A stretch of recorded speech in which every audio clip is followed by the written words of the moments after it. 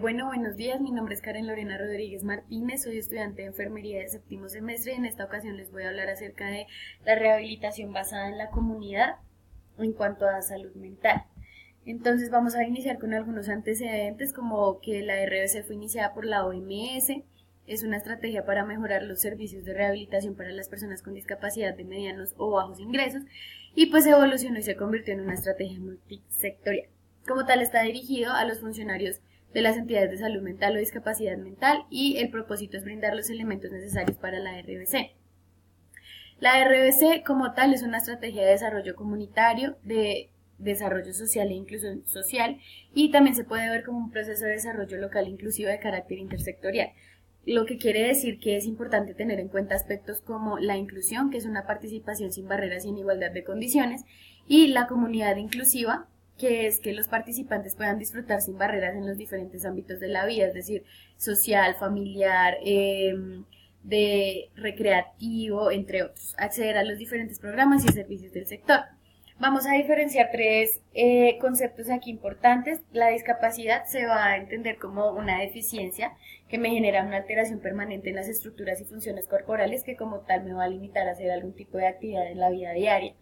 La discapacidad mental me va a resultar de la interacción entre las personas con deficiencias y barreras del entorno que evitan su participación plena en la sociedad. Y el trastorno mental genera limitaciones en diferentes ámbitos de la vida y en la interacción con el entorno. Entonces, el objetivo como tal de la RBC es lograr la rehabilitación integral y la inclusión como tal de los aspectos que yo les mencionaba anteriormente: social, familiar, laboral, educativo, religioso, entre otros, de las personas con trastornos mentales y de sus familias y cuidadores. Entonces vamos a hablar de las responsabilidades que tiene en el sector de la salud.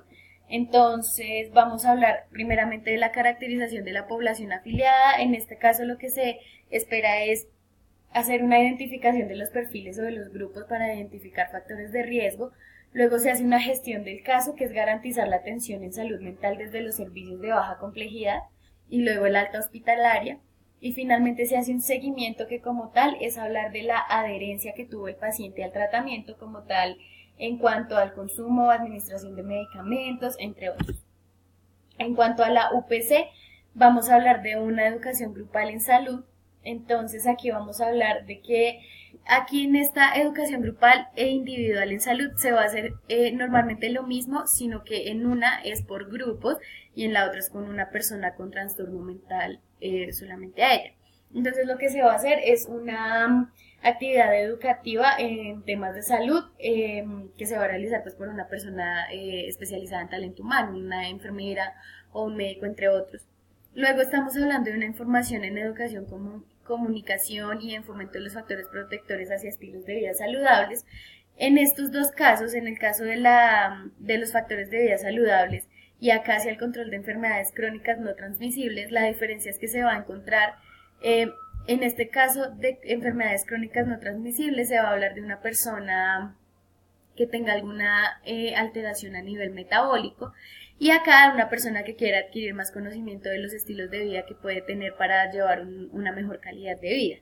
En cuanto a la orientación e identificación de la población hacia detección temprana, como tal, lo que se hace es un proceso de búsqueda para identificar a las personas que puedan tener un trastorno mental y poderle dar un tratamiento adecuado antes de.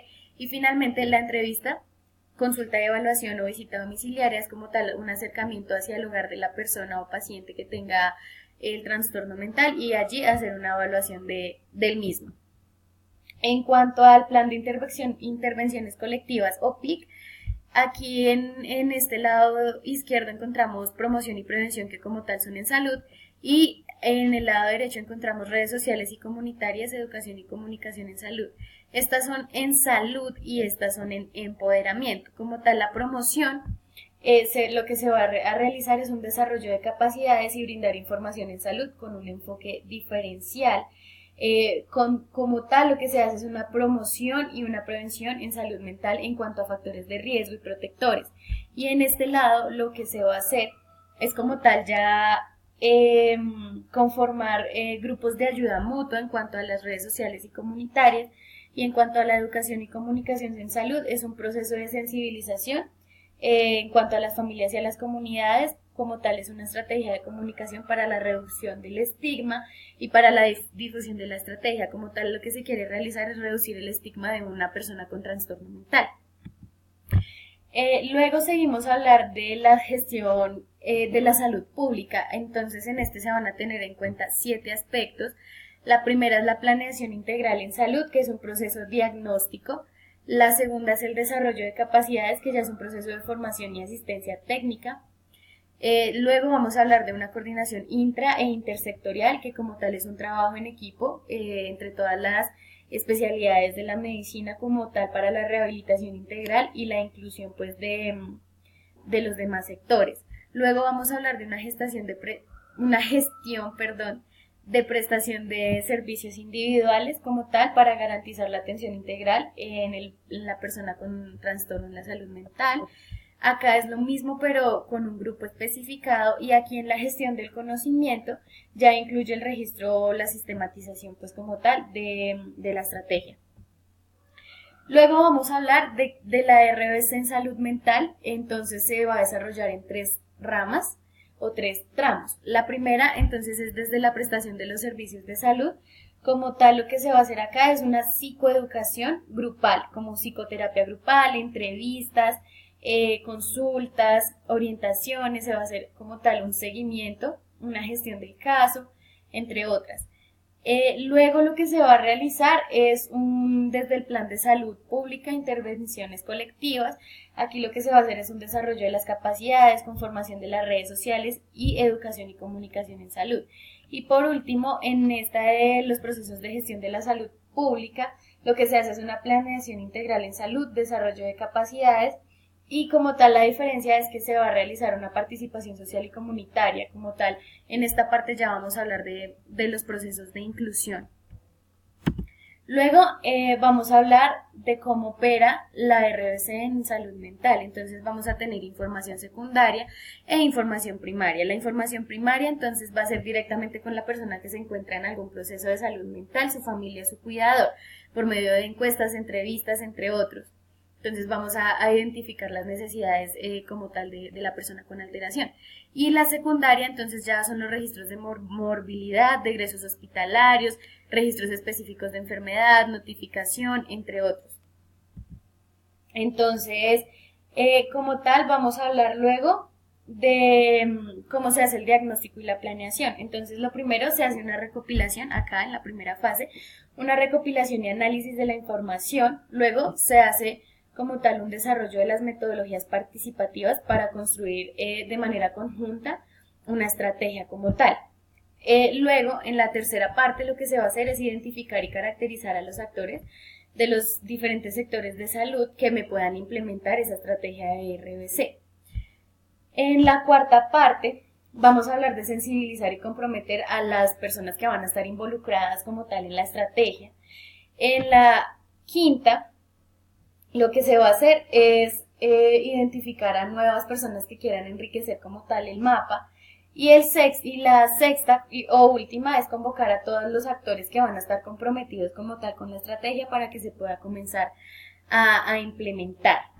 Entonces, luego vamos a hablar de las acciones de RBC en salud mental. Entonces, aquí vamos a encontrar 5 fases.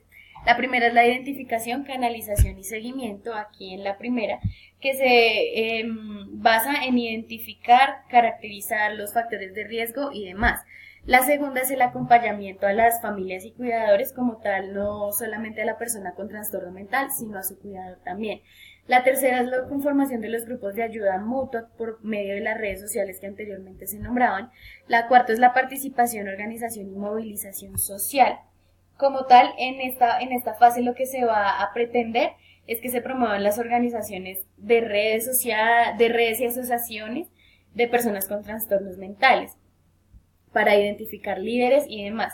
Y por último, en la gestión de servicios y programas institucionales, lo que se va a hacer es una satisfacción de las necesidades en todos los ámbitos de la vida diaria de la persona con trastorno mental. Entonces la RBC va a tener una doble entrada. La primera de la que vamos a hablar se basa en en una entrada desde la comunidad como tal, entonces se gestiona con el gobierno local, se delegan los coordinadores, se incluyen las estrategias, se planea, se ejecuta y luego se hace una evaluación. Cuando es por medio de la salud, entonces se va a hacer la identificación de las personas con trastornos por medio de urgencias o de consulta externa.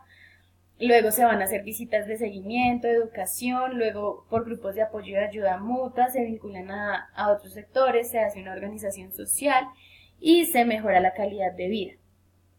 Ahora vamos a hablar de cómo costear la RBC. Entonces, lo primero es definir el grupo de riesgo. Entonces, se identifica el grupo con el que se va a implementar la estrategia en los municipios priorizados. Pueden ser personas con trastornos mentales o discapacidad.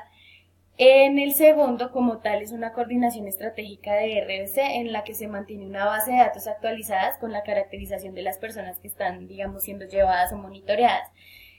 Luego, en la identificación de las personas que pertenecen al grupo de riesgo, entonces se realiza un proceso de identificación mediante algún tipo de actividades en las cuales se van a caracterizar, por decirlo así, a la persona con el trastorno. En la cuarta, que es la visita domiciliaria, como tal, es hacer un acercamiento a la vivienda o al trabajo de la persona con trastorno mental e identificar los factores de riesgo que pues allí tiene y se hace también con el fin de obtener más información acerca de la persona. La quinta es acompañar a las actividades implementadas por otros sectores, entonces se realizan visitas a otros lugares donde se estén realizando como tal este tipo de actividades. La sexta es la gestión de la prestación del servicio como tal, es también mantener una base de datos actualizada en donde digamos, se va a tener toda la estrategia que se ha llevado a cabo. La séptima es la sensibilización, formación y entrenamiento. Entonces, aquí como tal, es una convocatoria y realización de reuniones, talleres, entre otros, para las personas que quieran ser como tal apoyo en este tipo de actividades. La octava es la conformación de grupos de apoyo. Entonces es lo que se ha venido mencionando, que se dirigen por un profesional de la salud y se entrenan líderes para este tipo de ayudas que se le generan a las personas con trastorno mental. La novena es como tal una planeación participativa con las personas del grupo de riesgo y los representantes, que va a incluir el diseño de estrategias de comunicación y se va a reducir el estigma de las personas que tienen alguna alteración mental. La décima ya es la coordinación intersectorial. En esta se desarrollan las actividades desde la planeación. Se tienen otro tipo de apoyo como los comités de discapacidad, de emergencia y desastres. Se definen los mecanismos y frecuencia para las convocatorias, entre otros. Y la onceava y última, entonces ya en esta como tal, en esta se hace una convocatoria para sensibilización y formación de las personas del grupo de riesgo. Entonces incluye la formación y acompañamiento en cuanto a derechos y deberes en salud, mecanismos de participación, asociacionismo, cooperación, entre otros. Esta fue la bibliografía que fue utilizada como tal, es del Ministerio de Salud y Protección Social. Y pues eso fue todo, entonces muchas gracias y espero que el tema haya quedado claro.